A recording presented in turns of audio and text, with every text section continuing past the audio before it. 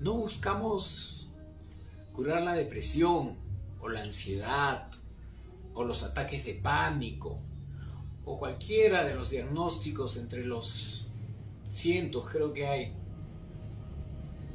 Lo que nosotros buscamos es sanar el conflicto detrás de los síntomas. Los síntomas no definen a las personas, ni nos dice quiénes son, pero los conflictos sí. Y eso está detrás de cada síntoma.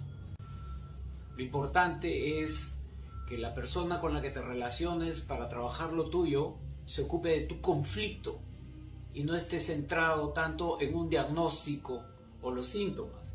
Eso no es realmente lo importante. Lo importante está detrás y no es fácil dar con ello.